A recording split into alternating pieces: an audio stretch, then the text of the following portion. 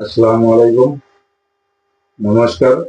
মই having doctor Baharul Islam BNS CMCD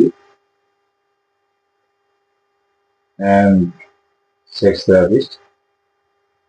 আজি মই আপোনালোকৰ ওচৰত ইৰেকটাইল ডিছফাংচন মেইনটেইন কৰাৰ কাৰণে 6টামান টিপছ লৈ আহিছোঁ। তো ইৰেকটাইল ডিছফাংচন হোৱাৰ কেইটামান কাৰণ আছে। এটা হ'ল ফিজিকেলি আৰু এটা হ'ল সাইকোলজিকেলি। তো দুয়োটা পদ্ধতিকে আমি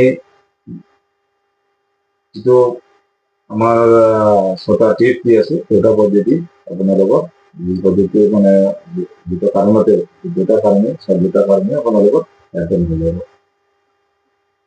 তো ফাৰ্ষ্ট নম্বৰ হ'ল মেইনটেইন অফ বডি। আপোনালোকৰ যিটো শাৰীৰিক গঠন, এই গঠনৰ প্ৰতি আপোনালোকৰ লক্ষ্য ৰাখিব লাগিব, আপোনালোকে যত্ন ল'ব লাগিব, আপোনালোকে শৰীৰৰ পৰা পৰিষ্কাৰ পৰিচ্ছন্ন থাকিব লাগিব। 2 নম্বৰ হ'ল আপোনালোকৰ কানেক্টিং উইথ নেচাৰ। আপোনালোকৰ নেচাৰৰ লগত আপুনি মিলি থাকিব লগা। আৰ্লি মৰ্ণিঙত উঠিব লাগিব, গছ গছনিৰ তলত ফুৰিব লাগিব, ৰাস্তাদি ফুৰিব লাগিব, বিশুদ্ধ বায়ুৰ লগত উঠা বহা কৰিব লাগিব, চলাচল কৰিব লাগিব। এই নেচাৰৰ লগত চলিলে আপোনালোকৰ নিশ্চয় আপুনি মেইনটেইন ৰাখিব। 7 নম্বৰ হ'ল আপোনালোকৰ ফুড, যেনেকুৱা বেলেঞ্চ অফ দ্য ডায়েট। আজিকালি মানুহে জাংক ফুডবিলাক বেছি খাই থাকে, সেইবিলাকৰ পৰা আপোনালোকে বৰ্জন কৰি ৰাখিব লাগিব, হাত সাৰিব লাগিব, পৰিত্যাগ কৰিব লাগিব। মদ্যপান, চিগাৰেট এইবিলাক বন্ধ কৰিব লাগিব, গুটখা এইবিলাক বন্ধ কৰিব লাগিব, যিবিলাকে খাই থাকে এইবিলাক বন্ধ কৰিব লাগিব। এইবিলাক বন্ধ নকৰিলে আপোনাৰ ছেক্সুৱেল প্ৰব্লেমটো কণ্ট্ৰলত নাহে।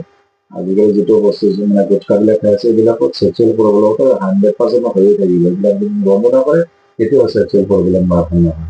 আৰু কি কৰিব লাগিব, পুষ্টিকৰ খাদ্য খাব লাগিব।